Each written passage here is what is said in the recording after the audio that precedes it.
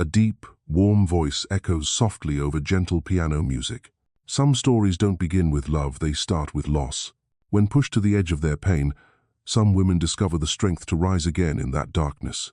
This is the story of Anna Holloway, a wife humiliated in the middle of a lavish party, who quietly became the woman the world could no longer ignore. A journey not only to reclaim her dignity, but to rediscover herself. Stay with me through all 10 parts of this story, if you've ever believed that something beautiful can bloom from ruins.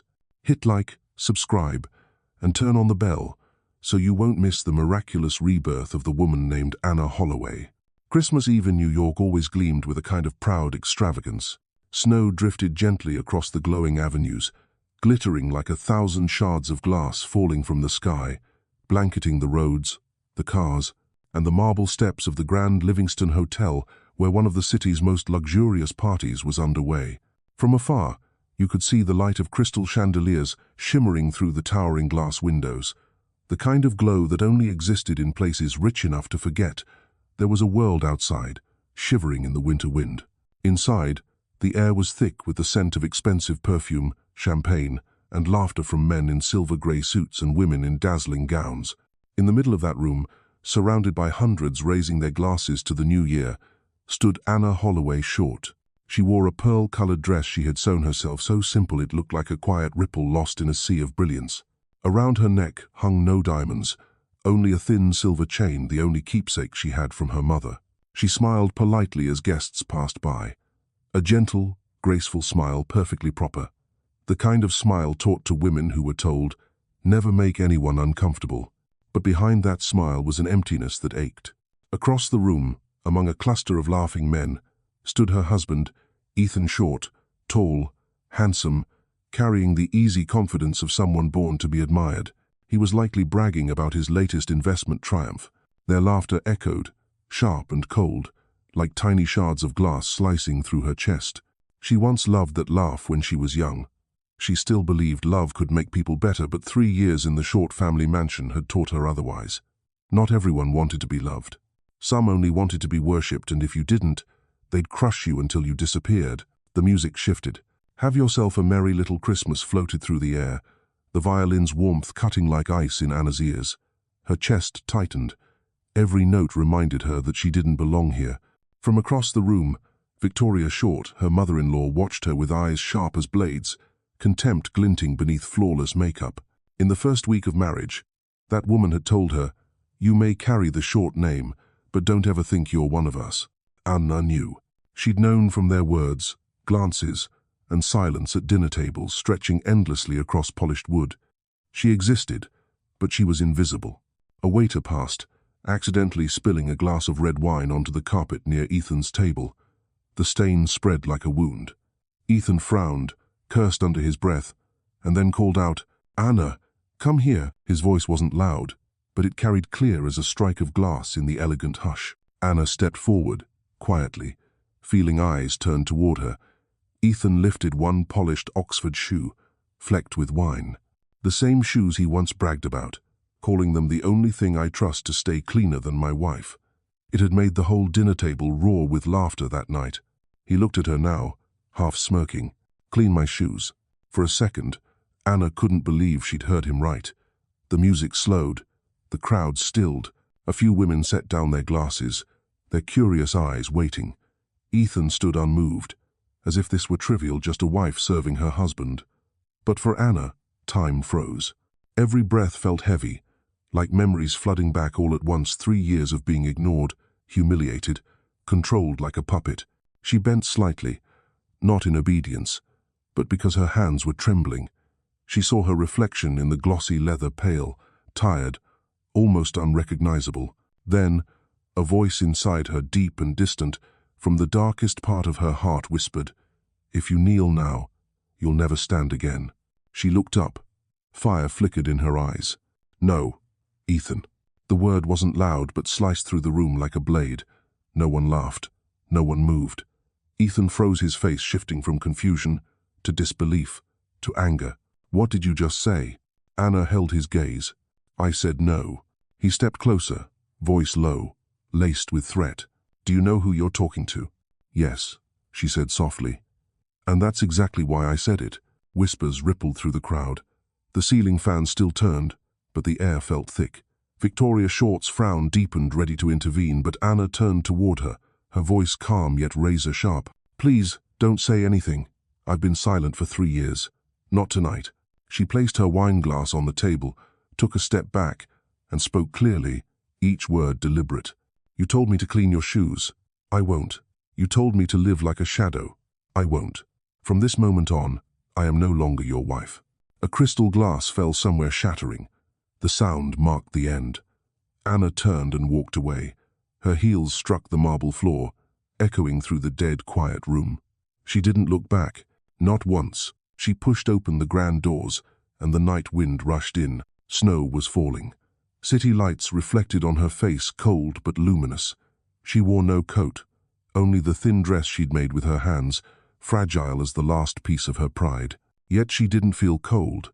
She felt light, as if a weight had finally lifted. Someone called her name behind her, but the wind carried it away.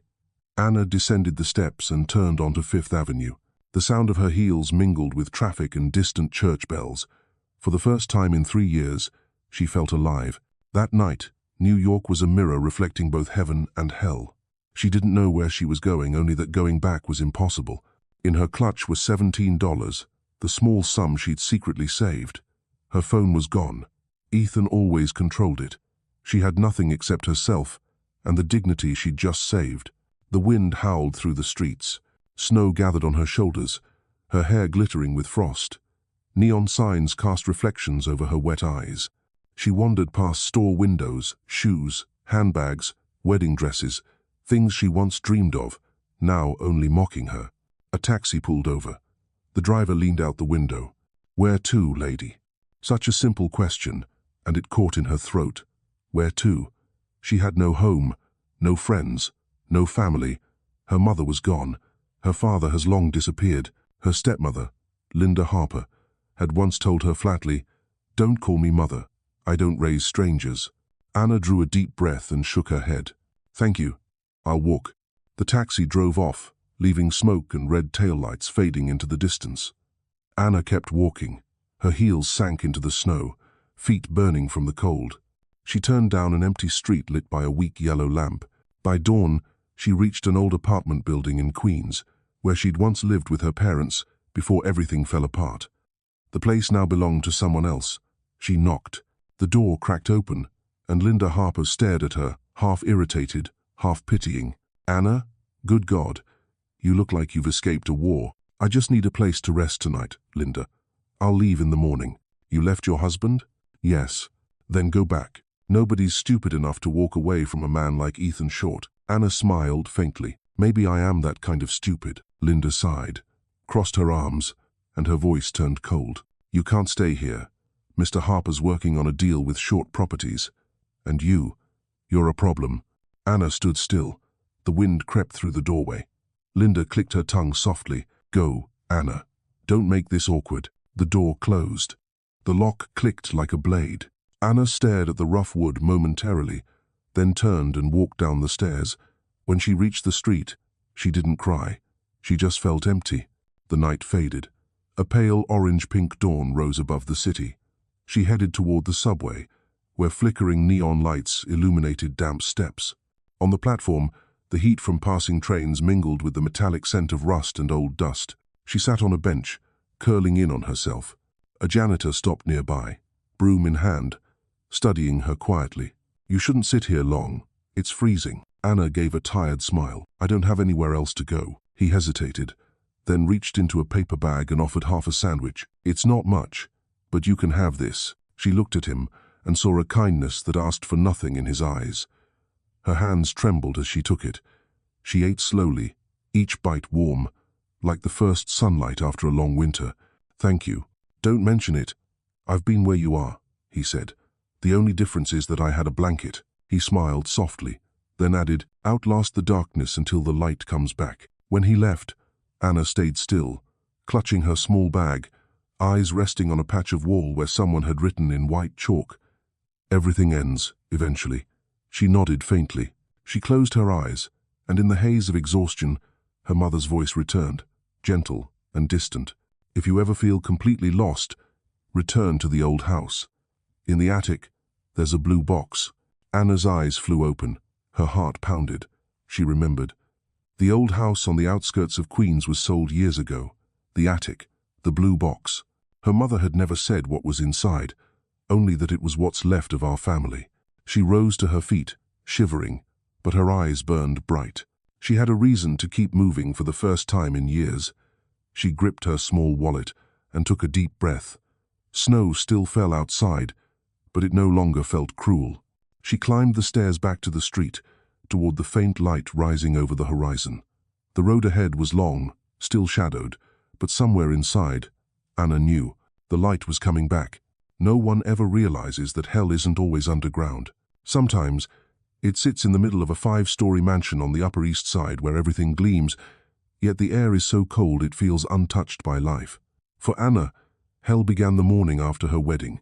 They were married at City Hall, in a rushed ceremony that the clerk mispronounced her name and no one bothered to correct it.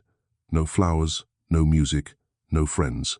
Just 3 people, Ethan, Anna, and his mother, Victoria Short, standing beside them with a smile thin as a blade. When the witness finished signing the papers, Ethan turned to her and said evenly, as if closing a business deal, "That's it, you're a Short now. From today, learn how to act grateful."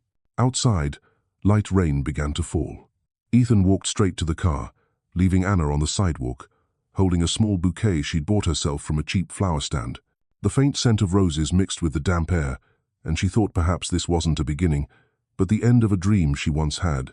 The Short family's mansion stood on East 79th Street, lined among rows of townhouses resembling miniature castles. When the car stopped, Ethan said, "This is my parents' house. Don't go into any room without permission." The door opened. The maid bowed slightly. Victoria stood in the foyer, dressed in white fur, with a glass of wine and a razor-sharp, polite smile. "Welcome to the Short family, Anna." Ethan's brother used to say, "A daughter-in-law must learn the rules before she's allowed at the table. Remember, everything here has its own order." Anna nodded, steadying her breath. She was led upstairs to the 3rd floor, a small room near the servants' quarters. Victoria said, "The marital suite is on the 2nd floor, but Ethan needs peace. You can stay here for now." For now stretched into 3 years. The room had no windows, only a narrow bed and an old wooden desk. The white walls were peeling. The wind whistled through the cracks. Each morning, the click of Victoria's heels, the sound of the front door lock, and the clinking of teacups from the dining room became Anna's clock. On her first morning, Anna ate breakfast at 8, wearing a simple dress. The long table gleamed with silver dishes and spotless linen. Victoria sat at the head, reading the paper. Across from her, Ethan glanced up once and returned to his coffee. Anna said softly, "Good morning." No one answered, only the faint sound of cutlery touching porcelain. When the maid placed a plate in front of Anna, Victoria remarked, "No butter for her, Margaret. She shouldn't eat fatty food." Anna nodded quietly and ate in silence. That was her first morning, and every morning after, the same ritual repeated, only the menu changed. Days blurred together, and the grand house became a sealed box. Ethan worked at the family firm, came home late, and always smelled of whiskey.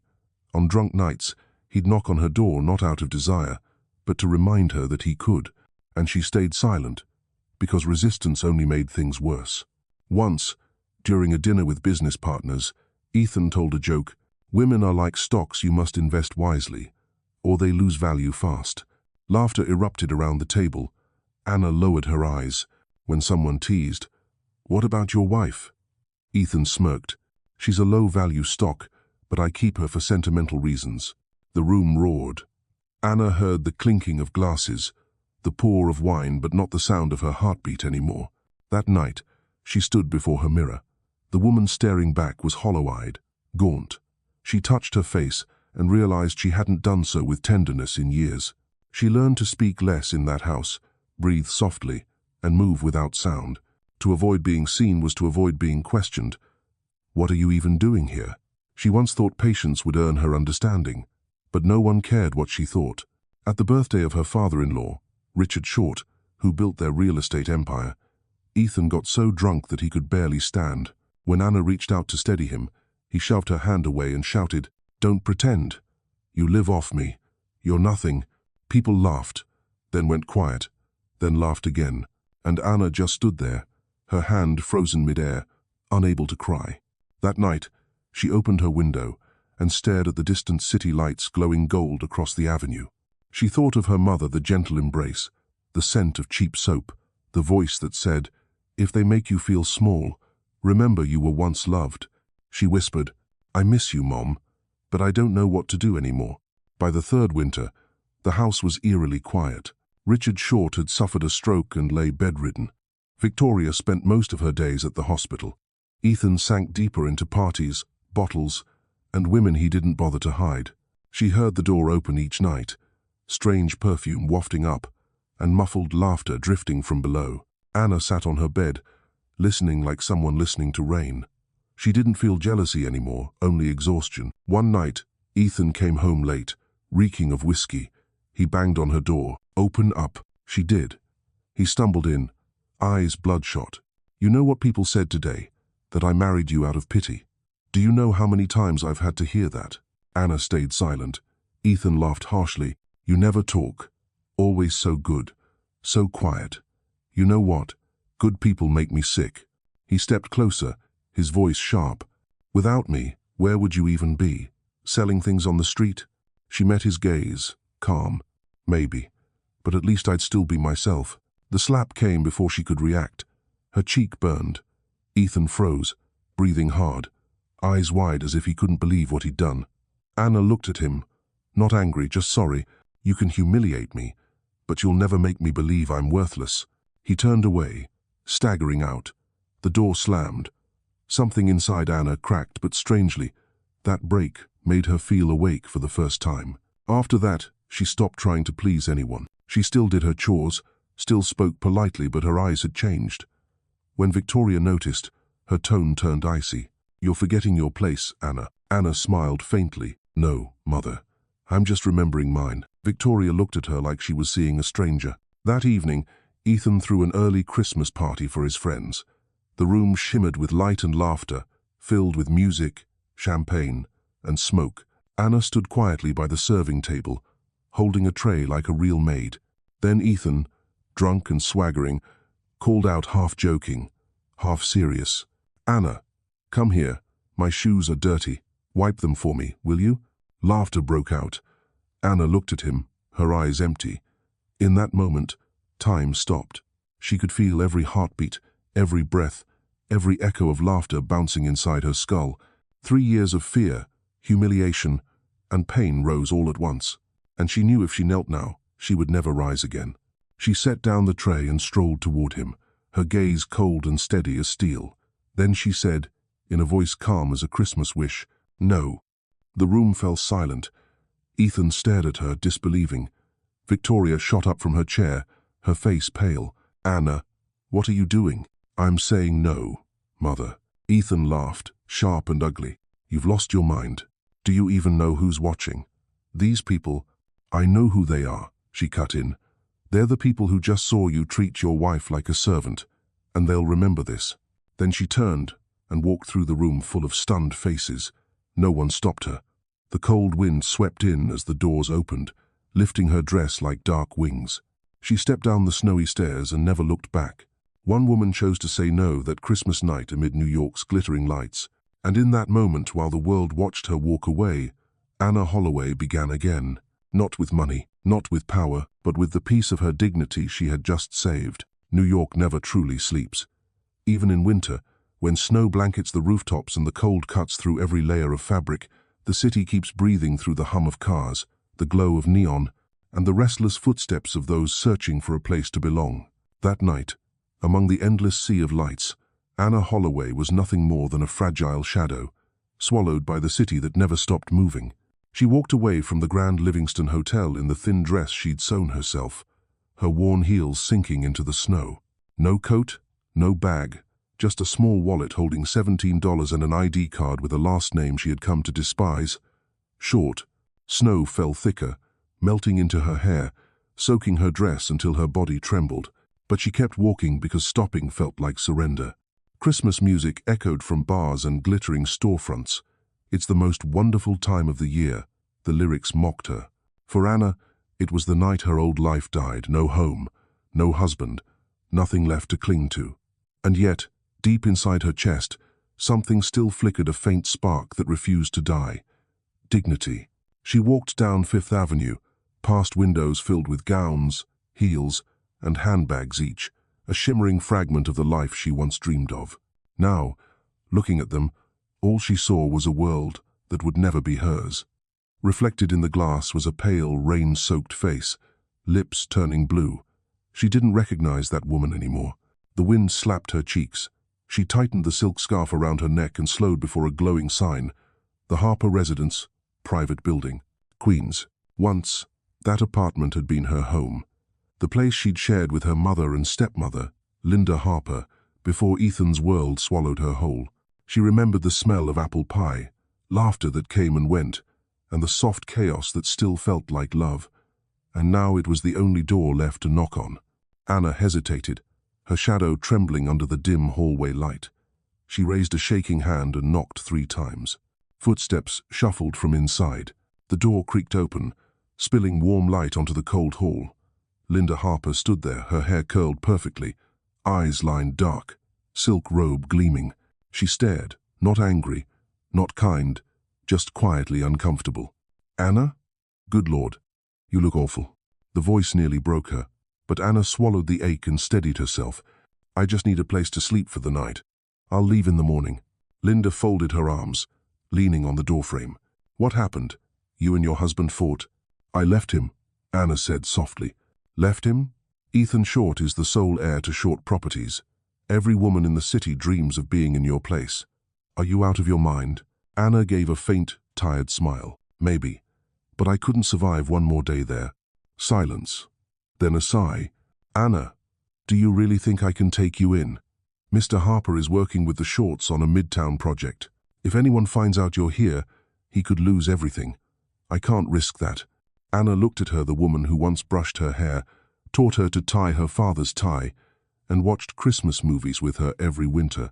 And now, on this freezing night, she looked at Anna as if she were in trouble.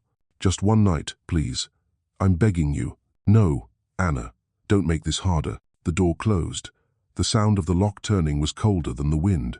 Anna stood still for a long moment, then turned away. The old stairs groaned under her feet. Outside, the air cut like glass. She hugged herself and kept walking. There were no tears, only emptiness, as if she were hollow inside. She walked until she saw a subway sign. 59th Street Station. The yellow light flickered over wet steps. She descended and sat on a cold wooden bench. Nearby, a few homeless souls huddled under worn coats, half asleep. The tunnel echoed with the rumble of trains, the scrape of steel, the smell of metal and stale bread. Anna wasn't in a mansion for the first time in years. No white tablecloths, no champagne, no fake laughter. Just breathe. Real, human, unfiltered silence. She stared at the grimy floor, hands trembling. A drop fell on her skin. She couldn't tell if it was from the leaking ceiling or her own tears. Footsteps approached. A middle-aged man in a thick coat, broom in hand, stopped before her. His face was rough, his eyes kind. "Miss, you okay?" "I just need to rest a while," she said quietly. "It's cold down here. There's a shelter a few blocks away. Warm food, real beds." Anna shook her head. "I'm fine. I need..." Silence. He studied her for a moment, then nodded. He opened a paper bag and pulled out half a sandwich. "Here, eat. I've got the other half." She hesitated, then took it. The bread was cold, but soft. She chewed slowly, the taste of cheese and ham spreading warmth down her throat. "Thank you." He smiled. "Name's Ray. I used to sleep down here too.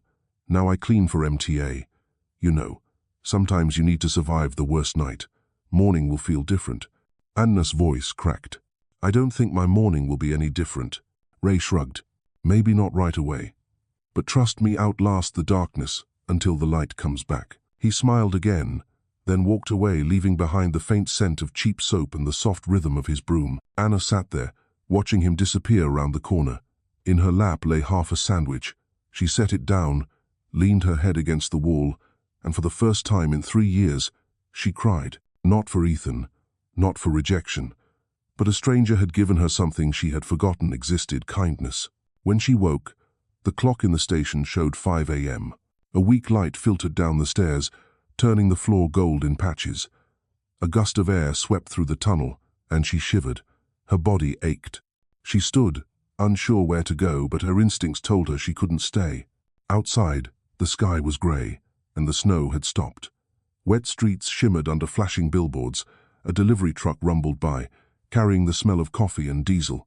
Anna stood on the curb, hugging herself. New York suddenly felt endless. She opened her wallet: $17, her ID, and a minor key. She didn't remember what it unlocked, only that her mother had given it to her before she died. "Keep it, Anna. When you truly need it, you'll know which door it opens." Now, in the freezing dawn, those words rang clear in her mind. She crossed the avenue and ducked into an early opening cafe. The barista eyed her warily, hair tangled, dress wrinkled, eyes red. She ordered the cheapest coffee and paid in coins. The cup's warmth seeped into her hands, grounding her. She watched the city wake through the window: suits, briefcases, polished shoes. The world spun on, indifferent to the woman who had lost everything. On the table beside her lay a newspaper. Ethan's face filled the front page, smiling confidently under the headline. The new face of Short Properties. A promising future. Anna's lips pressed together. No word mentioned her, the woman standing beside that smile. She felt no anger, just a hollow quiet. She left the cafe and wandered the long streets until a small handwritten sign caught her eye. Collins family, for sale. The name Collins stirred something profound in her memory. Neighbors from her childhood. Perhaps. A thought sparked. She froze for a moment, then raised her hand for a taxi. Queens, the old Holloway house. The cab sped through empty streets as dawn bled orange across the sky. The towers faded behind her, replaced by quiet rows of small two-story homes. When the car stopped, she saw the house with the pale blue door. The paint was chipped, the roof mossy, but the windows were the same. Her heartbeat quickened. She rang the bell. A dog barked. An older woman opened the door, her eyes cautious but kind. "Can I help you? I'm sorry to bother you. I used to live here. I'm Anna Holloway." "Oh, Margaret's daughter? I'm Martha Collins, the new owner. Come in, it's freezing out there." Inside, the air smelled of old wood, dust, and faint lavender, the scent her mother once loved. Anna moved slowly, eyes tracing every corner. The walls had changed, but memory lingered: the scratch she'd made as a child, the cracked window from that summer storm. "I don't mean to intrude," she said softly, "but there might be a box in the attic. Blue, with my mother's things. I need to take it, then I'll go." Martha studied her for a moment, then nodded. "If it's still up there, you're welcome. No one's touched that attic in years." The wooden stairs creaked as Anna climbed. The attic was dark, thick with dust. She switched on her phone's light and swept it across the room: old trunks, torn suitcases, sheets heavy with age. She moved carefully, searching, and then, beneath a faded blanket, something glinted. A blue metal box. She pulled it out, her hands trembling. On the lid, engraved words: "For Anna, when you need it most, Mom." Her breath caught. She reached into her pocket for the minor key. It fit perfectly. The lock clicked open. Inside lay a thick envelope, several old papers, a folded letter, and bank documents. She unfolded the letter first. "My dearest Anna, if you're reading this, you've lost everything except yourself. I'm sorry you've had to suffer. I couldn't protect you from your choices, but I could give you the chance to rise again. Inside this box is your true inheritance, the legacy I hid to keep it safe." The Holloway name was built by hands and minds, not wealth or reputation. Now, it's your turn. Use it for freedom, not revenge. "I love you, Margaret Holloway." Tears blurred the words. She opened the documents: share certificates, investment papers, bank accounts worth hundreds of millions. Her mother had hidden everything and lived modestly to preserve her daughter's future. Anna sank to the floor, clutching the blue box. The dim light from the small window cast specks of dust that shimmered like gold. She smiled through her tears, grief and gratitude intertwined. Her mother had sacrificed everything so that Anna could choose again. And now, in the quiet attic filled with memory and dust, Anna Holloway understood that her night without a home wasn't an ending. It was the beginning of her return, not to anyone else, but to herself. That morning, the sky was unnaturally clear. Sunlight poured through the small window in the attic, landing on the dusty wooden floor where Anna sat, as if awakening a place that had slept for years. She stayed still, the blue metal box resting on her lap, her trembling hands brushing across the worn papers her mother had left behind. The air was thick with wood, paper, and time, a quiet, warm fragrance that felt exactly like her mother's old room. She reread the letter, slowly, each word sinking deeper into her heart. Every line was a whisper from someone long gone. Use it for freedom, not revenge.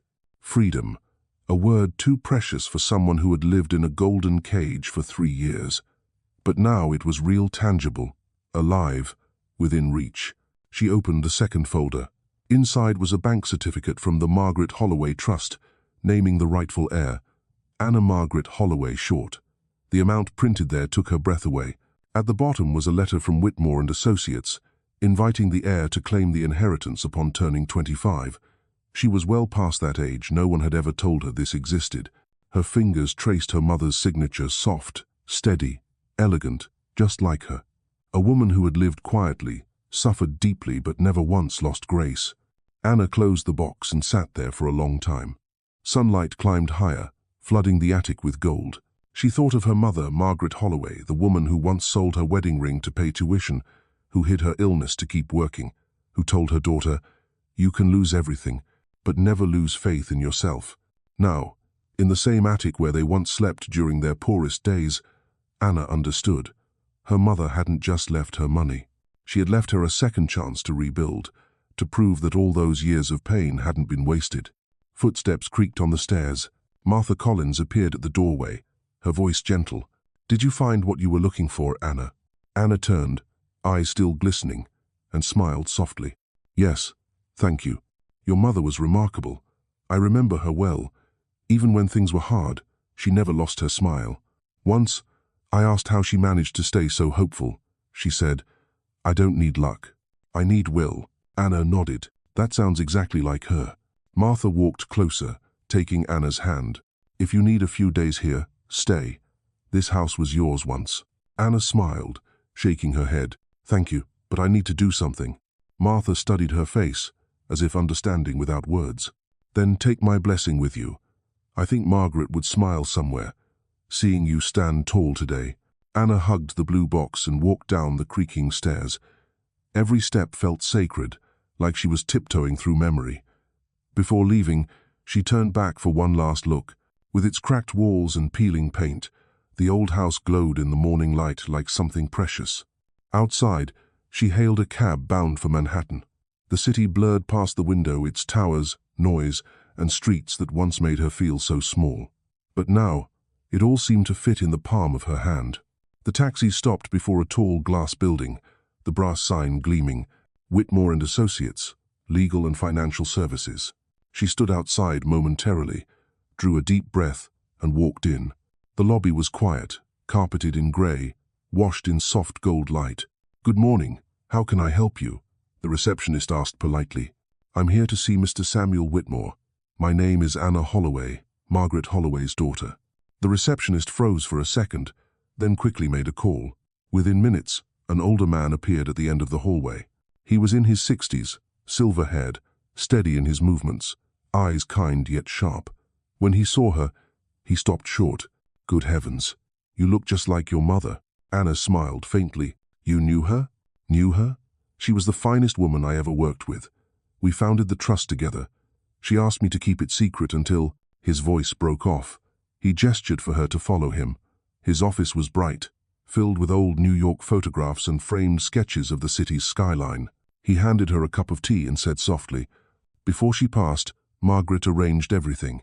She left everything to her daughter, to be revealed only when truly needed. I've waited 8 years, and now I believe the moment has come." Anna listened as he spoke, the world slowing around her. Then she told him everything about Christmas Eve, Ethan, walking away with nothing. He listened quietly, his eyes filled with a rare kind of sorrow. "You've endured more than most, Miss Holloway," he said gently. "But maybe that's exactly why you're ready to begin again." He opened a file, pointing to the bold numbers. This is the current value of your estate, legally invested, steadily growing. You can withdraw it, invest, or create your own fund. But your mother left one final note. Teach my daughter how to live before teaching her how to spend. He smiled warmly. I suppose that's my job now. Anna laughed, an unguarded, genuine laugh she hadn't heard from herself in years. My mother always planned. She was brilliant. You should be proud. He stood and offered his hand. Then let's begin, Miss Holloway. Her fingers met his firm, steady, human. And in that moment, she felt something reconnect, a thread that had been broken for years between who she'd been and who she was about to become. When she left the Whitmore building, the sky had turned rose gold. The city still buzzed, but to Anna, it felt lighter, freer. The wind brushed her hair cold, but no longer cruel. The skyscrapers no longer loomed, they challenged. She was no longer wandering. She was walking towards something. In her hand was a folder and a new card. The name printed clearly, Anna Margaret Holloway. Standing on the Manhattan sidewalk, surrounded by strangers rushing past, she smiled. For the first time, she was being called by her actual name. She stayed in a small hotel near Central Park for the following days. The window overlooked bare winter trees. Each morning, she rose early, drank coffee, and read finance, design, and entrepreneurship books.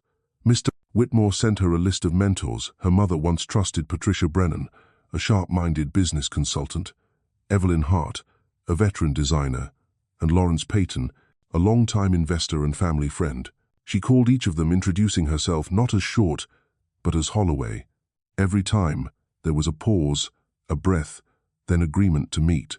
Her first meeting was with Patricia Brennan at a cafe in Soho, a silver-haired woman with piercing eyes and a poised smile.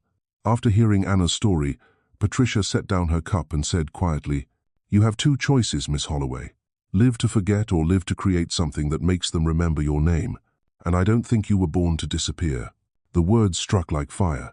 That night, Anna opened her sketchbook for the first time in years. Her hands were stiff, clumsy, but the lines began to flow. Dresses, coats, seams, folds. Each stroke felt like rediscovering a lost part of herself. The next day, she met Evelyn Hart, who greeted her with an unexpected hug.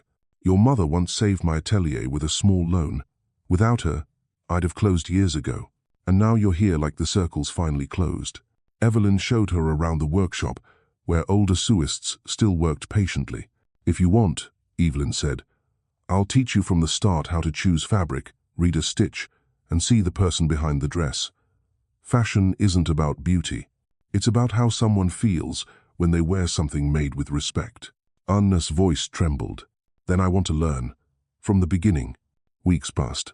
She worked from dawn till dusk, hands raw, back aching, but her heart felt alive. She learned to recognize fabrics by touch, measure without making someone flinch, and sew with quiet care. One night, sitting alone in her small room, she looked at her first sketch, a simple long-sleeved dress. Clean lines, balanced waist, every detail deliberate. At the top of the page, she wrote two words, Holloway Atelier. The name came naturally. Atelier, a workshop, a place of creation. Holloway, her mother's legacy. Not just a fashion brand, but a promise. Every woman deserves respect. That night, she called Mr. Whitmore. "I want to start my own label. It doesn't need to be big, just real." His voice was warm. "Then let me handle the paperwork. But remember, Anna, the best revenge isn't making them suffer. It's living so well they can never forget you." Anna smiled, eyes shining. "I understand, Mr. Whitmore. I'll live well and more than that." The next morning, she bought a new notebook with a blue cover, the same color as the box from the attic. On the first page, she wrote, "Day one of my new life." Then she closed it and looked out the window as spring sunlight spilled over the city's rooftops. Outside, New York was still loud and wild. But there was peace inside her for the first time in years. The light had returned, and Anna Holloway was ready to step out of the dark. It was a spring morning, the kind New York only has after rain, when the air feels rinsed clean and the skyscrapers glint like polished silver. Anna Holloway stood by the window of her small Upper West Side apartment, coffee in hand, watching the tide of people rushing to work below. She still wasn't used to this feeling: freedom, independence, the power to choose. Her apartment wasn't large, but it was filled with light. Everything in it meant something. A work desk made of reclaimed oak, a soft brown leather chair, black and white photographs of her mother on the wall. In the corner stood her drawing table covered in sketches, fabric swatches, and a blue notebook filled with ideas. Above it, a small chalkboard read, "Holloway Atelier, work in progress." A month had passed since she chose to begin again. Mr. Whitmore had helped her finalize the legal papers, open a business account, and form a small team, just 3 people. Anna herself, Evelyn Hart, and Louise, a young assistant fresh out of design school who had worked for a mid-range label. They rented a small studio in Brooklyn bathed in natural light, where the only sounds were the hum of sewing machines and the soft crackle of old jazz on the radio.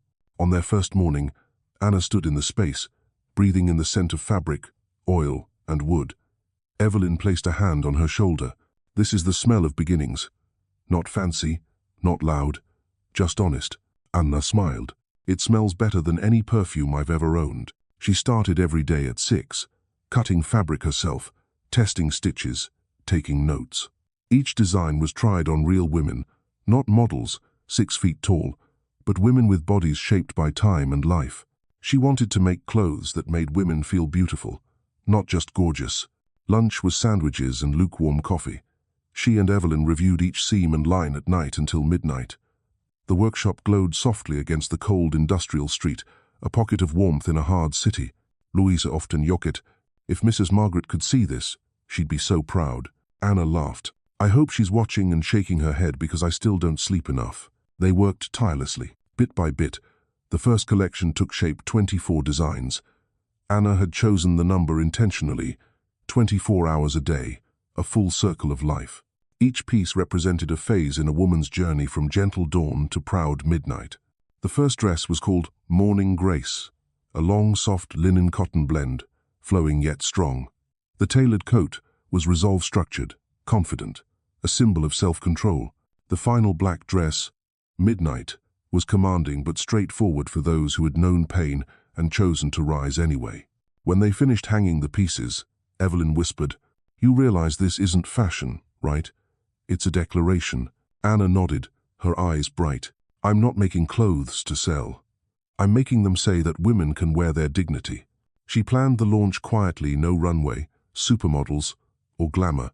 Just an intimate evening in a Soho art space where guests could touch the fabrics, talk, sip wine, and listen to jazz. She wanted them to feel the soul of the work. That morning, as she prepared, Anna looked at herself in the mirror, wearing a beige dress of her own design. Her hair was pinned low, her makeup soft. The eyes staring back were steady for the first time, calm, proud, unafraid. She whispered, "I'm ready, Mom." That evening, the gallery glowed in warm light and the scent of jasmine. More guests arrived than expected: journalists, buyers, editors, and familiar faces from the fashion world. Whitmore was there, standing quietly beside Evelyn and Louise. When Anna stepped forward to greet everyone, the room fell silent for a heartbeat. Few could believe that the woman once known as Ethan Short's wife had returned with such quiet authority, no bitterness, no arrogance, just a calm presence that commanded attention. A journalist asked, "Miss Holloway, do you think people will say you're using fashion to get revenge on your past?" Anna smiled gently. "If living well and creating beauty is considered revenge, then yes, that's the only kind I believe in." The quote appeared on every fashion page the next morning. Within hours, it spread across social media. People began to talk about Holloway Atelier, a small label with a soul, designed for women who wanted to wear respect. Orders trickled in that week, not many, but enough to keep them going. Small magazines praised her designs for their mature emotion. Anna didn't celebrate wildly. She thanked Evelyn and Louise, rolled her sleeves, and kept working. One afternoon, while reviewing samples, Louise burst in, eyes wide. "Anna, you won't believe this. New York Style wants to interview you." Anna froze. New York Style. The same magazine once called Ethan a rising power in the business world. What did they say? "They're planning a feature called The Woman Who Rose from Ashes for next month's special issue."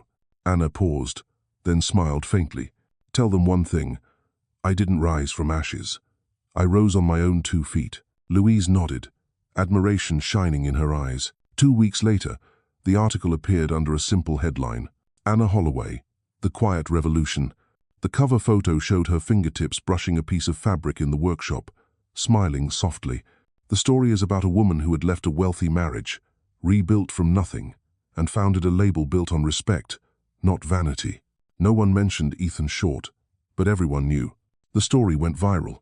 Within a week, Holloway Atelier's orders tripled. Women tired of fashion's cruelty found something tender and honest in her designs.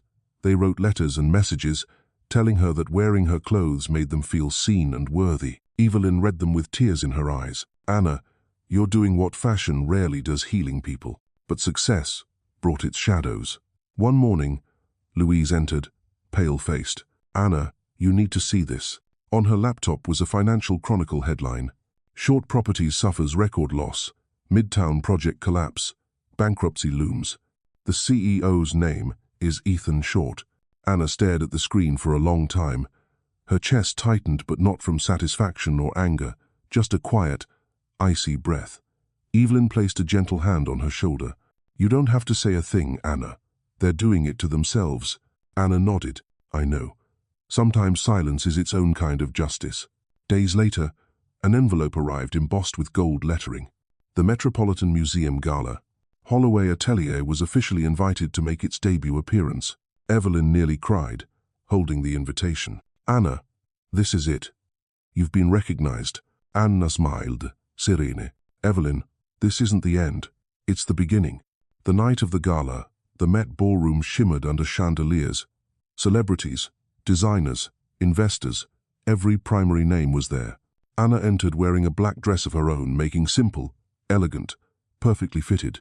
Heads turned. Across the room, she caught a familiar silhouette, Ethan Short, surrounded by business people.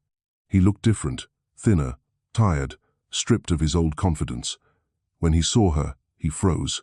Anna met his eyes, nodded politely, and walked past. She spoke with designers, journalists, and investors. All evening her voice was calm, and her presence was magnetic. When the event ended, she stepped onto the terrace for air. The May breeze was quiet. The city lights shimmered below like an ocean of stars. A rough voice came from behind her. Anna. She turned. Ethan stood there, hands in his pockets, eyes weary. What do you want, Ethan? Just to say, you look different. I'm the same, she replied softly. The difference is I no longer belong to you. He gave a broken smile. I know. I lost everything. The company. You. Anna's gaze was steady. You didn't lose me, Ethan. You lost the chance to treat me right. That's not the same. He opened his mouth, but she lifted a hand. Don't apologize. I don't need it. I want you to understand some wounds aren't meant for revenge. They exist to remind us we survived. Then she turned and walked away. Each step felt lighter. Behind her, the music and laughter faded. Before her, the city sparkled alive, endless, waiting. That night, under the New York sky, Anna Holloway knew one thing for sure. She hadn't come back to be seen. She had come back to live. On her own terms. That summer, New York blazed with sunlight. The city pulsed loud, alive, unstoppable, the energy that wouldn't let the ambitious sleep. After the article in the Met Gala, Anna Holloway became a name that echoed through fashion magazines and business columns. Yet while the media hailed her as the woman behind the quiet revolution, Anna knew this was only the beginning. She didn't want Holloway Atelier to stop at fashion. Her mother told her, fashion is just the surface, darling. Real power belongs to those who understand the value of time and assets. Now, Anna understood. She worked with Mr. Whitmore almost daily in the months following the gala. They met in a sunlit conference room on the 20th floor of Whitmore and Associates, its glass windows overlooking the shimmering Hudson River. The table was always covered in papers, investment reports, trust ledgers, property lists. Whitmore spoke slowly, his voice deep and steady. Anna, you're standing at the edge where most people lose themselves. You have fame, wealth, and influence. Now, do you want to spend money or create it? Anna looked toward the light streaming through the window. I want to create, sir, not just to make my mother proud, but so I can respect myself, too. Whitmore smiled. Good. Then we'll start from what your mother built. The Holloway Family Trust is invested safely in real estate and blue-chip stocks. But times are changing. If you want true influence, we need to rebuild the foundation. Anna nodded, eyes gleaming. She wasn't afraid of the climb, only standing still. Days became a rhythm: mornings at the atelier, afternoons at the office, nights buried in spreadsheets and ledgers.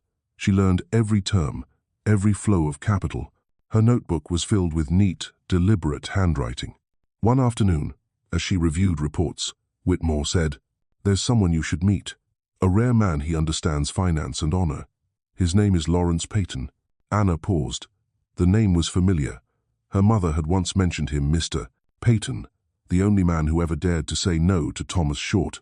Their meeting took place at a Metropolitan Museum charity gala.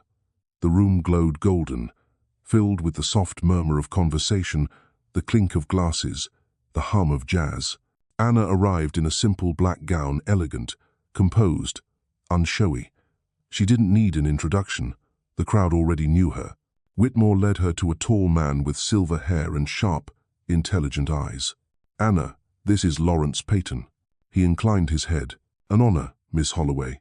I've heard much about you." His voice was rich and calm, carrying the weight of experience. When they spoke, Anna realized he was unlike any businessman she had met. No boasting, no arrogance. His questions were sharp, but never cruel. "Do you know the difference between power and influence, Miss Holloway? Power is the ability to command. Influence is when others want to follow." He smiled. "Exactly. And if you choose influence, you'll go farther than most ever do." From that night on, they met often, usually over quiet lunches at a small cafe near Central Park. Peyton taught her to read between the numbers, sense weakness in a company's foundation, and how one small decision could shift an entire market. Anna absorbed it all like a sponge. Each lesson widened her world. One afternoon, as they watched the park from the window, Peyton said quietly, "I know you were married to Ethan Short." Anna didn't flinch. "And what of it?" "I knew his father, Richard Short. He was my business partner until he betrayed me." She looked up sharply. "Then you're the man in my mother's story." He nodded slowly. "And I suspect you're thinking what I'm thinking." He leaned back, meeting her gaze. "Short Properties is drowning in debt. Ethan is arrogant, inexperienced, and deaf to advice. I've been watching them for 2 years, and I believe if anyone can change the game, or bury them with dignity, it's you." Anna said nothing for a moment. Bury them with dignity. The words echoed in her mind. She no longer acted out of anger, but a quiet part of her, humiliated on that Christmas night, still longed to see justice. She took a sip of tea and spoke softly. "I'm not looking for revenge, Mr. Peyton, but if that empire falls, I won't stand in the way." Peyton smiled. "Perfect answer. Then let me show you how." From that day forward, Anna began expanding beyond fashion. Holloway Atelier became the heart of something much larger, the Holloway Group. She invested in real estate, art, and women-led startups. Every project carried a social purpose, yet, beneath that purpose, each move was calculated and interconnected, forming a financial network no one realized was growing under her quiet command. She learned to speak at board meetings, negotiate, smile when needed, and stay silent when power required it. The press called her the most graceful businesswoman in New York. She didn't care. What mattered were the numbers and the fact that the world had begun to respect the name Holloway. One evening, standing on her balcony overlooking the glittering skyline, Anna realized. 3 years ago, she had searched for a place to sleep in a subway station. Now, she could make the entire city listen when she spoke. The wind swept through her hair. She closed her eyes. There was no hatred left in her, only the calm of someone who finally knew she was where she belonged. That autumn arrived early. Leaves turned gold in Central Park, and whispers filled Wall Street. Holloway Atelier was thriving, while Short Properties was trembling. Few knew that behind the elegant fashion label, Anna was quietly building something far greater. A digital map of Short Properties' finances covered the screen in the top-floor boardroom of the new Holloway Group headquarters. Peyton pointed to a line of red figures. "They're $340 million in debt. 70% of it has floating interest rates. When the rates climb, they'll choke." Anna studied the data, calm as stone. "And their biggest collateral asset, the Midtown headquarters?" "Exactly. If the banks call the loans, they lose the building. Lose the building, lose everything." She folded her arms, eyes glinting like steel. "So we don't move?" Peyton smiled. "No. We wait. But when the time comes, You'll deliver the final blow." Anna didn't answer, not out of hesitation, but because she understood true power wasn't rage. It was patience made deliberate. Her personal life remained simple. She still lived in her modest apartment, cooked for herself, took walks in the park, met old friends, read, and wrote in her journal. But before sleeping, she opened her laptop each night and watched the numbers flow across the screen. She knew this path demanded discipline and solitude. One evening, at a charity gala, she crossed paths with Diane Short, her former mother-in-law. Diane was elegant as ever, but her poise had cracks. When their eyes met, Diane stiffened before forcing a smile. "Mshuka Holloway." "Mrs. Short." They stood facing each other amid the soft murmur of violins. Diane's voice lowered. "I hear you're working with Lawrence Payton." "Yes. He hates my husband." Anna smiled faintly. "Perhaps because your husband betrayed him." Diane's grip on her glass tightened. "What are you planning?" "Nothing, Mrs. Short. I'm just living my life.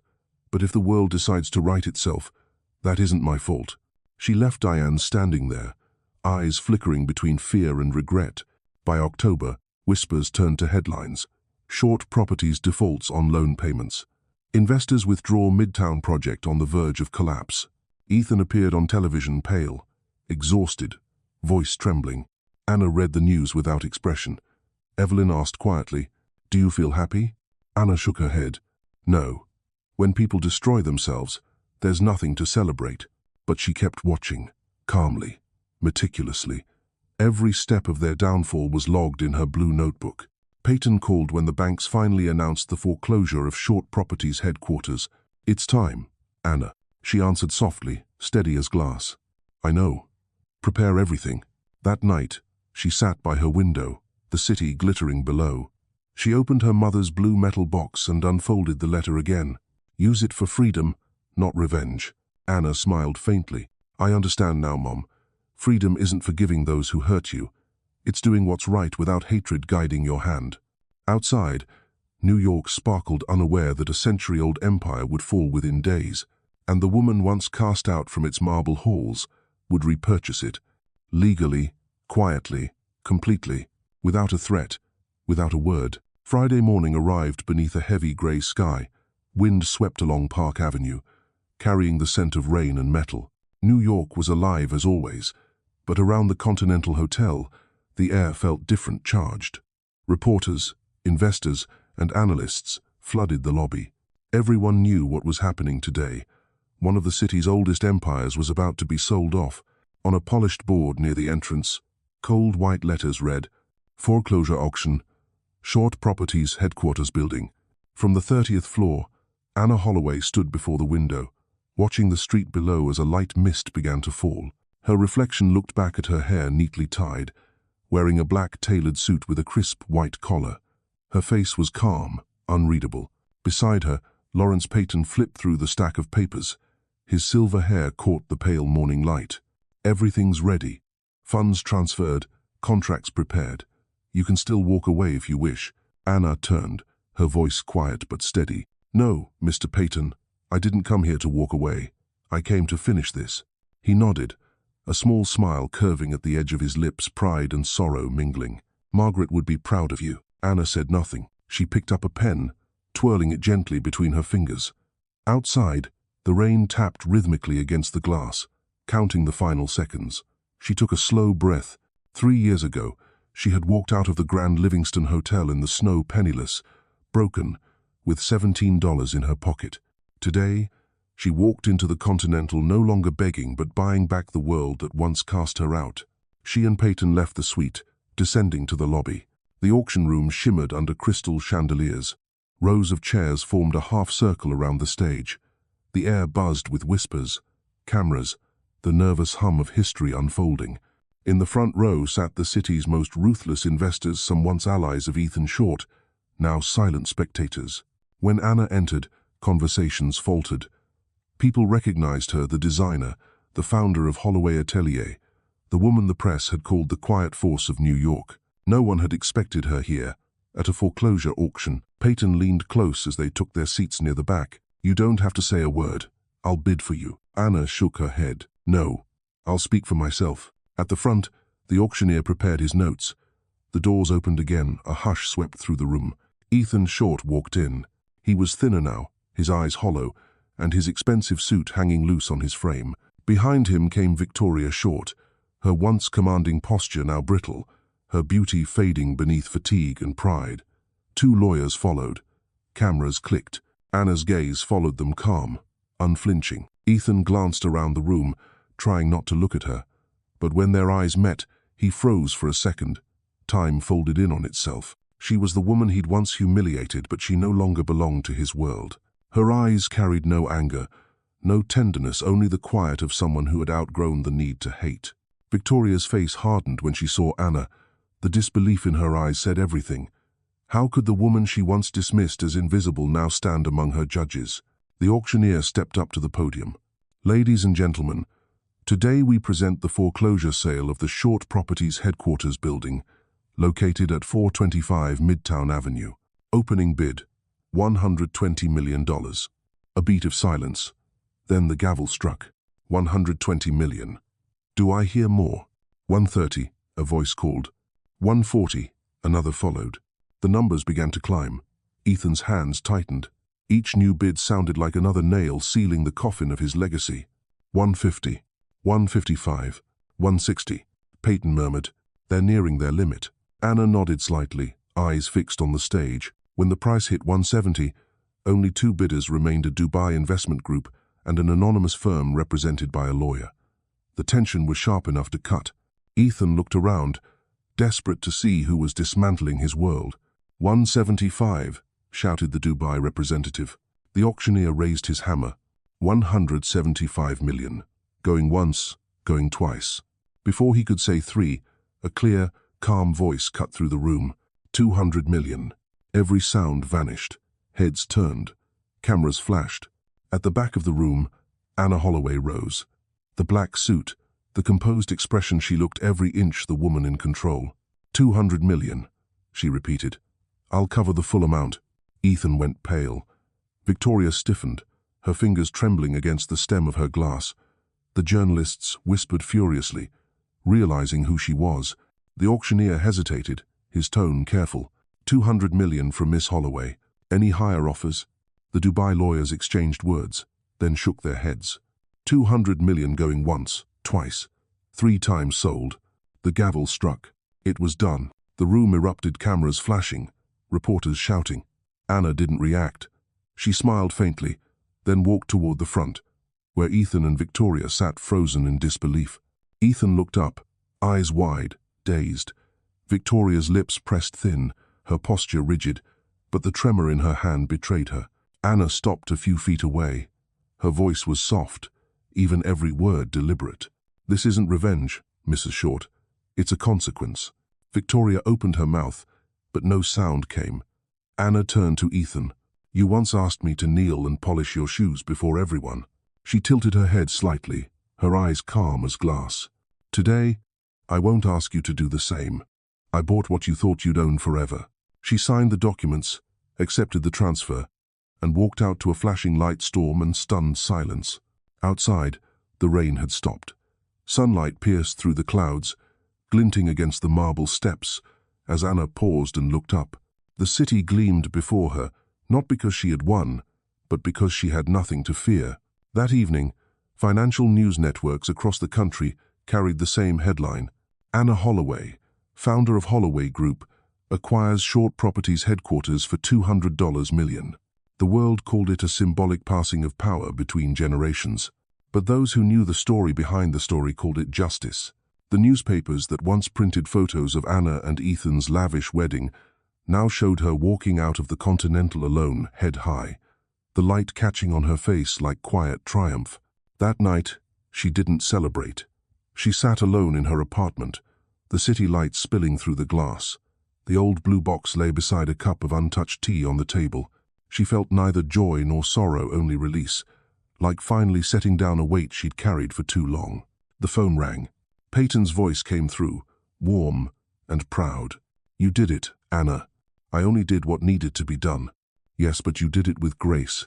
No malice, no vengeance, just balance. She smiled faintly. I didn't defeat them, Mr. Peyton. I only defeated the version of myself who once thought I couldn't. There was a pause. Then his reply, soft and certain, "That's the only victory that matters." After hanging up, Anna gazed at the sky. The clouds had cleared, and the first stars shimmered faintly above the skyline.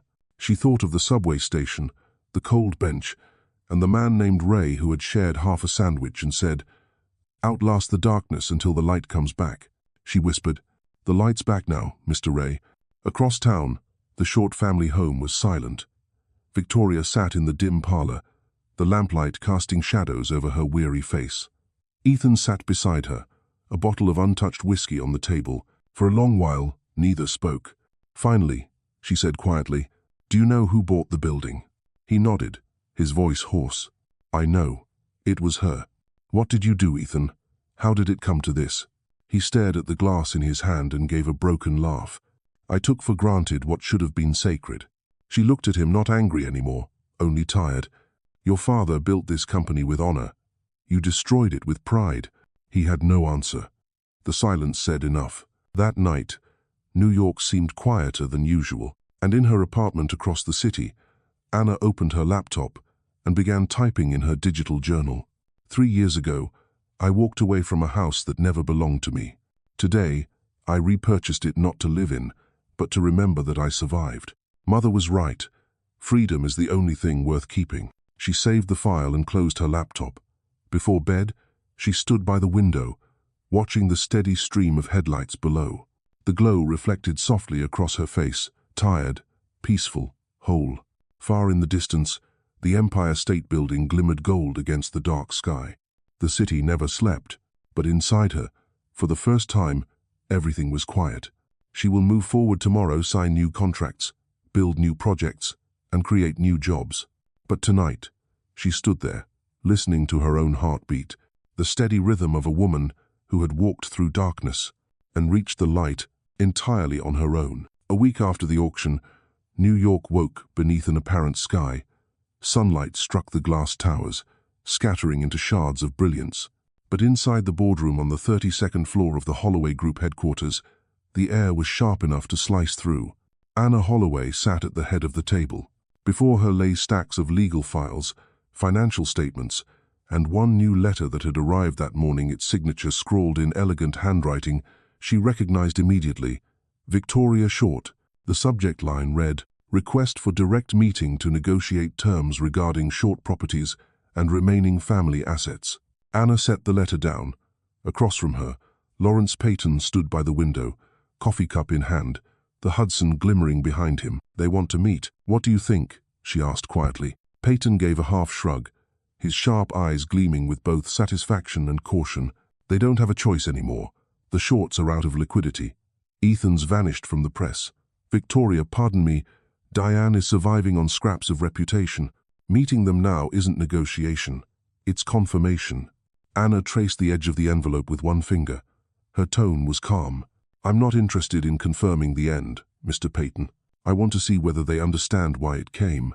He regarded her momentarily, then smiled the kind of smile one gives when witnessing something greater than ambition. "Then give them their final chance to hear the truth they've always refused to face." The meeting was set for Thursday, in a small conference room on the ground floor of the newly acquired building, once the proud headquarters of Short Properties. Anna had chosen the location deliberately. She wanted them to walk those halls again, not to humiliate them, but to let them feel what loss honestly sounded like when it echoed off their marble walls. That morning, the sky hung low with clouds. A chill wind swept down the avenue. Anna arrived early, wearing a charcoal gray suit, her hair pulled neatly back. The room was bright but austere: glass table, pale walls, the faint reflection of a city that never paused. She stood by the window when the door opened behind her. Victoria Short entered first, her spine still straight, clinging to the remnants of nobility. But the darkness beneath her eyes betrayed sleepless nights. Following her was Ethan, gray suit, pale face, shoulders slightly stooped, eyes hollow. He didn't look around, only pulled out a chair across from Anna and sat down. The room went silent except for the soft ticking of the clock. At last, Victoria spoke. "Thank you for agreeing to meet, Miss Holloway." Her voice was rough, the tone of someone holding tight to dignity. I thought perhaps we could renegotiate. Keep at least the family home. Thomas is ill, and Ethan deserves a chance to start again." Anna didn't move. "There's nothing to renegotiate, Mrs. Short. Every transaction was legal." Victoria inhaled sharply, her composure trembling. "You don't understand, Miss Holloway. Our family, my husband, we built this city's skyline. Midtown exists because of us." Anna interrupted, soft but unflinching. "You're right. Your family did build it.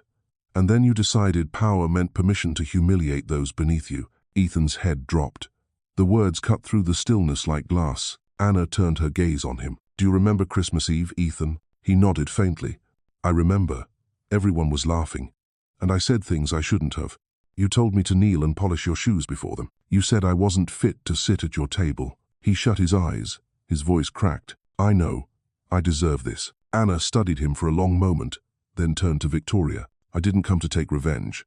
I don't need your house to prove anything. But some things must be returned to where they belong."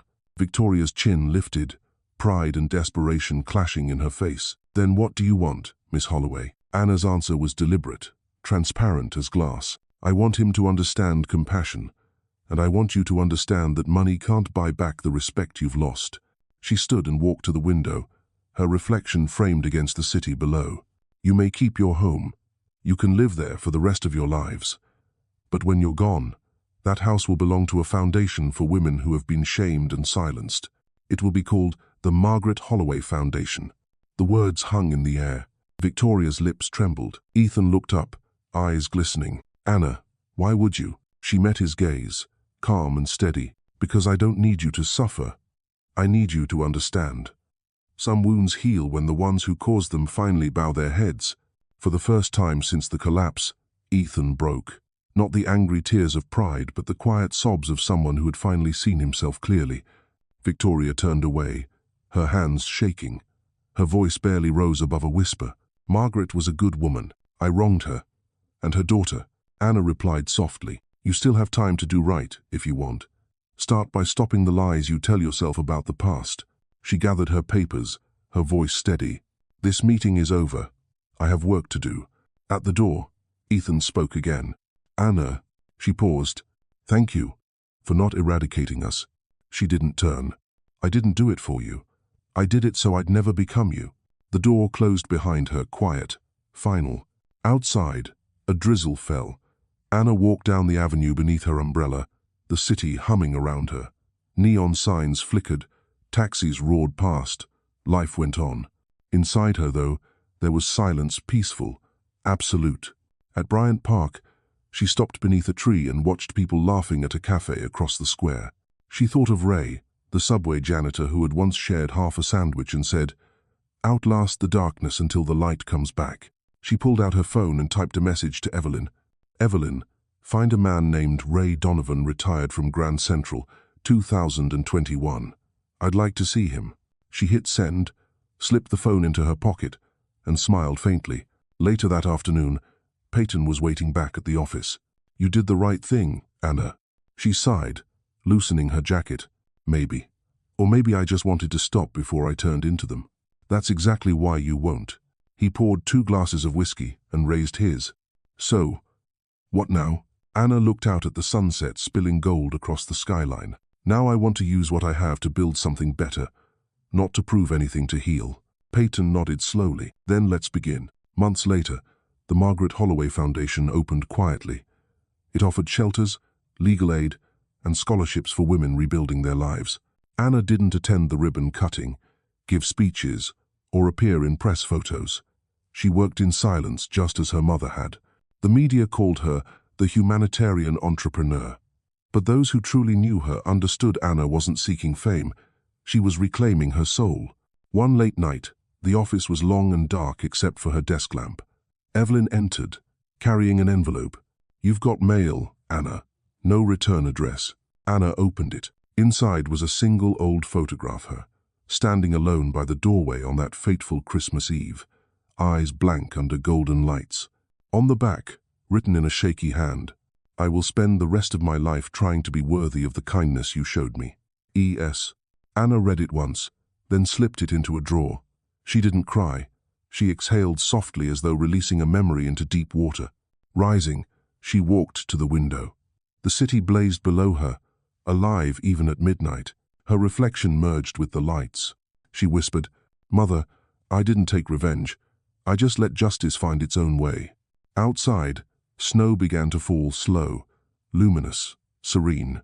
And somewhere across the city, Ethan Short sat in a small apartment, staring at the same night sky. He began to write, not a defense, but a confession. He would send it to the foundation, with a check, the first of many. No one knew if forgiveness would ever come, but it was a beginning. As for Anna, she stepped out onto her balcony, the cold wind sweeping through her hair. She closed her eyes and listened to the faint hum of the city. All the pain, all the struggle, had led her here to this single truth. True power doesn't belong to the one who holds on. It belongs to the one who knows when to let go. That winter came early. The wind off the Hudson carried a sharp, icy bite as it swept through New York's glittering avenues. The city moved as it always did, fast, loud, unstoppable, but somehow, everything had grown quieter to Anna Holloway. The month since the meeting with the Shorts had been relentless, leaving her little time to remember what stillness felt like. Most of her days were now spent at the Margaret Holloway Foundation, tucked into the lower floors of the Holloway Group building. No luxury, no marble, just long nights and bright office lamps. Each day, she met women whose pain echoed her own once upon a time, and each story reminded her why she had built all this in the first place. One evening, after finishing her first television interview for the foundation, Evelyn stepped in, holding an envelope. "Another one," she said softly. "Anna Sayed, he still writes, every month. 3 months straight, never missed one." Anna didn't open it. She placed it into a drawer full of unread letters, all signed the same way. E.S. Later that night, when the office emptied and the city outside turned to snow, she sat alone by the window.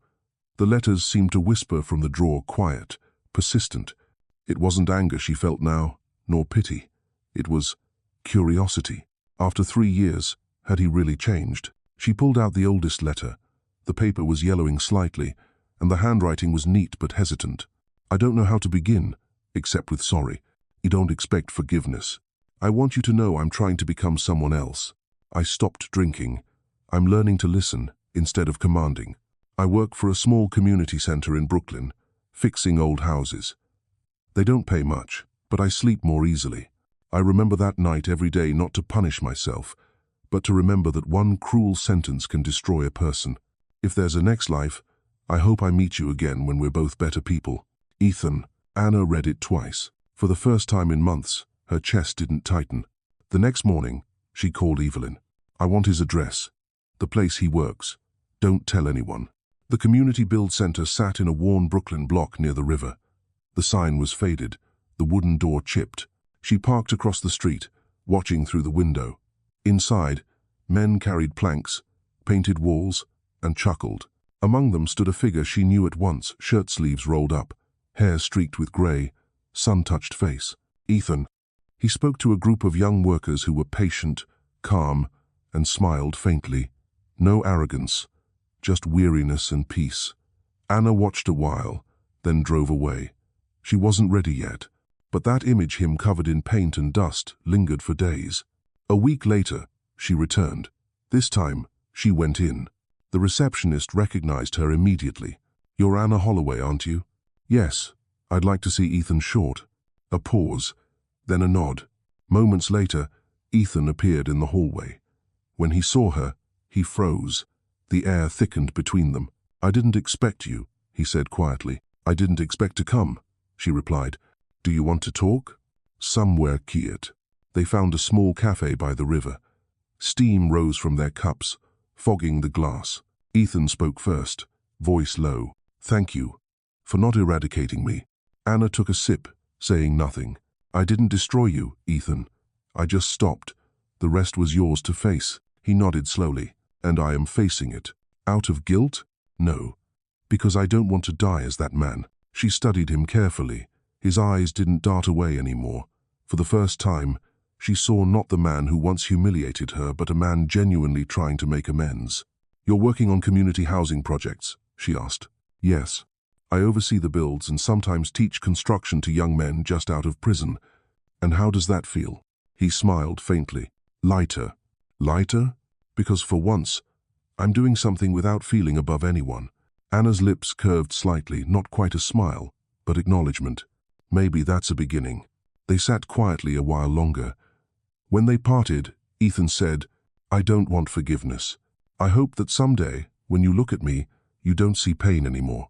She paused, then answered softly, Don't hope for anything. Just live right. And she walked away, leaving him standing in the cold wind. That night, she wrote in her journal, Forgiveness isn't forgetting. It's the moment you can look back and no longer wish to return the pain. A message buzzed on her phone. It was from Ethan. Thank you for coming. For the first time, I'm not afraid of being seen. She read it, deleted it, and exhaled. Something inside her loosened like a taut string finally at rest. Winter faded into spring. Cherry blossoms bloomed along the avenues. Anna worked as always, running the foundation, designing and building new projects. But there was something softer in her now. Evelyn noticed first. You seem peaceful, Anna. She smiled gently.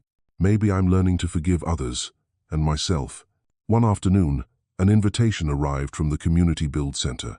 They were opening a new housing complex for single mothers and children, a project Ethan had initiated himself. Anna hesitated, then smiled. Tell them I'll be there. The day of the ceremony was bright and warm. The buildings gleamed white under the sun, the air smelling of fresh paint and grass. Children played in the courtyard, their laughter filling the air. Ethan was speaking with volunteers when she arrived. When their eyes met, he froze again. But there was no guilt, only this time, quiet respect. He stepped forward, bowing his head slightly. Thank you for coming. I came for the project, not for you. I know. But still, thank you. The ceremony was simple, heartfelt. When Ethan spoke, his voice was steady. 7 years ago, I thought success meant making others bow before me. I know true success is having the strength to bow for someone else. Anna listened, standing in the crowd, eyes calm. His words weren't dramatic or rehearsed, they were real, a confession disguised as gratitude. Afterward, he approached her again. Can I ask you something? Go ahead. Do you think, one day, you could forgive me? She looked at him, her gaze neither cold nor tender. I don't know, but maybe. I'm walking toward it. He nodded. Then I'll stroll so you don't have to hurry. She laughed softly, the sound light as wind. They stood for a moment longer. Then she extended her hand. He took it, gently. It wasn't the touch of two people who once loved it, was the quiet clasp of two souls who had once destroyed each other and were now learning to heal. Keep doing what you're doing, she said. If you can spare even one woman the pain I knew, that will be enough. I will, even if you never look my way again. She nodded, turned, and walked away. Ethan stayed still, staring at his hand, the same hand that once wielded power, now marked by the weight of a handshake that felt human. That night, Anna returned home. She opened the drawer where her mother's old photo rested, Margaret smiling gently, her eyes full of quiet strength. Anna whispered, I saw him again, Mom. And this time, I wasn't afraid. Outside, the wind swept softly through the city. She sat down, opened her journal, and wrote, Forgiveness doesn't erase the past, but it gives the future room to bloom. She closed the book, leaned back, and let out a long, quiet breath. For the first time in years, her heart felt light. And somewhere in the city, the man who once made her bow now bowed himself not to power, but to gratitude. After everything, both of them were finally learning to stand, not to win, not to conquer, but to be the people they once promised they'd become. Time crept like a wind that had passed through the city, leaving only a faint echo behind. 7 years.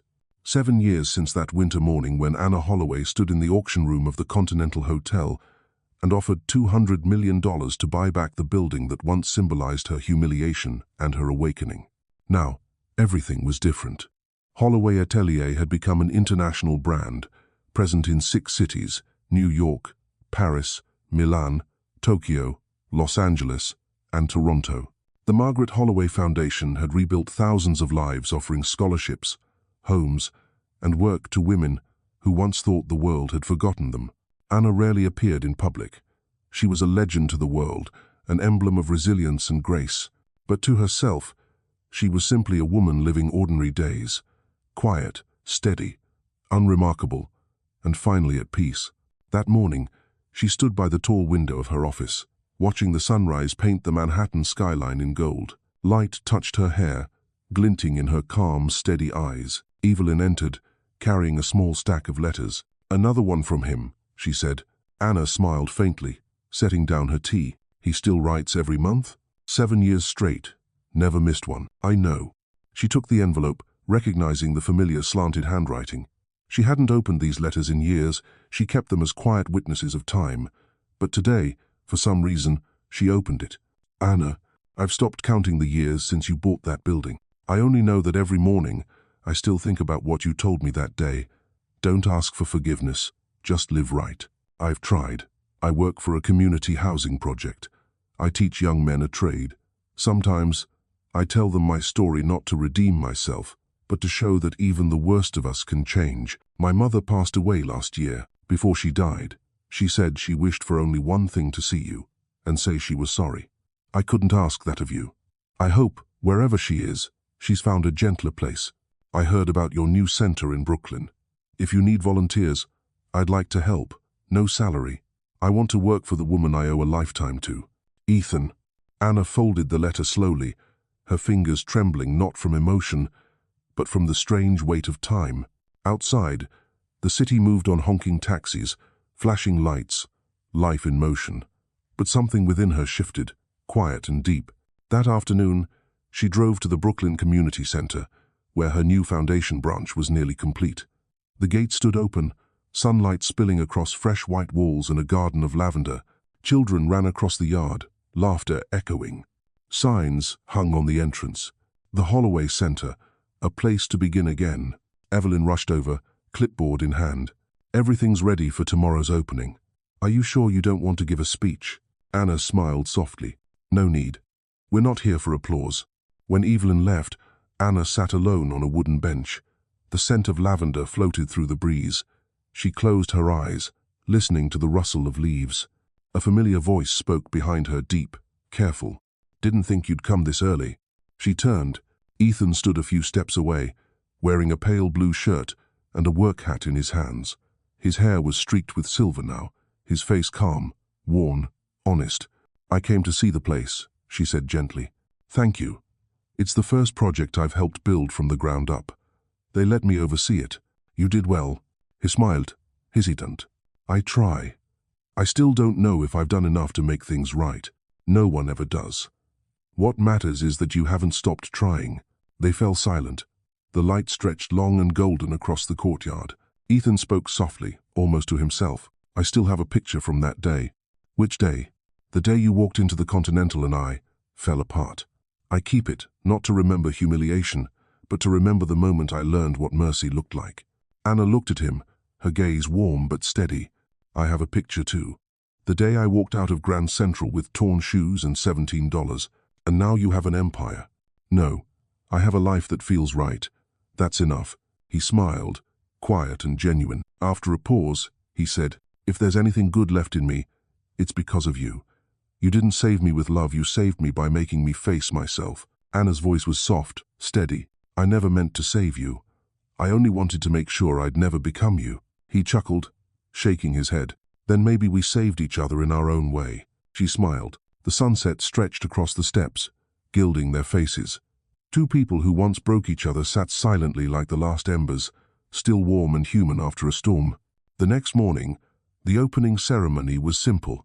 No press, no speeches from dignitaries, just staff, volunteers, and women whose lives had been rebuilt through the foundation. Children laughed, tying balloons to the gate. The air smelled of fresh bread from the new communal kitchen. When the host asked Anna to say a few words, she hesitated, then stepped forward. Her voice carried softly, calm as the wind. "Today, we're not opening a building. We're opening a beginning." She looked around at the faces scarred, strong, hopeful. "I've learned something. No one truly starts over. We continue with scars as maps and memories as foundations. And if we keep walking, even after falling, we can be reborn." Applause rippled through the courtyard, gentle, sincere. Anna bowed her head and stepped down, Ethan stood at the back, watching silently, eyes bright. After the ceremony, she walked down the hall and stopped at the first room. A bronze plate on the door read, "Miriam's room." Inside, soft light glowed. The air smelled faintly of jasmine. Ethan joined her at the doorway. "You named it after your mother?" "Yes. She gave me everything, even when she had nothing left. I wish I'd known how to love like that." "You do now, don't you?" "I do, and I won't lose it again." They stood side by side. After a moment, she turned to him, eyes gentle. "Ethan." "Yes?" "You did it." "Did what?" "Became a man I can respect." Ethan smiled, peaceful, unguarded. He extended a hand, slow and careful, as if afraid to break the fragile quiet. She hesitated, then took it. In the sunlight streaming through the corridor, they stood hand in hand, not as lovers, but as two survivors of the same storm. "I don't know what the future holds, Anna. No one does. But at least, we're living it right." That evening, Anna returned to her apartment on the Upper West Side. The city glowed below her like an artificial galaxy. She poured herself tea, opened her laptop, and typed the final words in the journal that had carried her through the years. "Some lives begin with loss. Some loves are born from ruins. I once thought justice meant watching the guilty fall. Now I know true justice is seeing them rise again, and feeling no hatred in my heart. I never took revenge. I chose to live better. Mother, I did it. I lived and I was reborn." She saved the file, closed the laptop, and exited the balcony. The wind swept through her hair. The city shimmered below like an ocean of stars. She tilted her head upward, eyes closed. Inside her was stillness, not because the pain was gone, but because she had learned to walk through it. Far below, someone was beginning their own story just as she once had. And high above, in her quiet apartment, Anna Holloway smiled. The smile of someone who no longer needed victory, because she had found the only thing that truly mattered: peace. Then, in the gentle hush of piano music, the narrator's voice fades deep, warm, and calm. "Maybe, in the end, we've all been, Anna, hurt, fallen, and trembling. Yet, I am still choosing to stand and live with grace, because true strength isn't in revenge. It's in forgiveness and in the courage to keep going." Thank you for staying with me through all 10 parts of this story. If Anna's journey touched you, even a little, leave a heart, share this story, and subscribe for more tales of love, loss, and rebirth.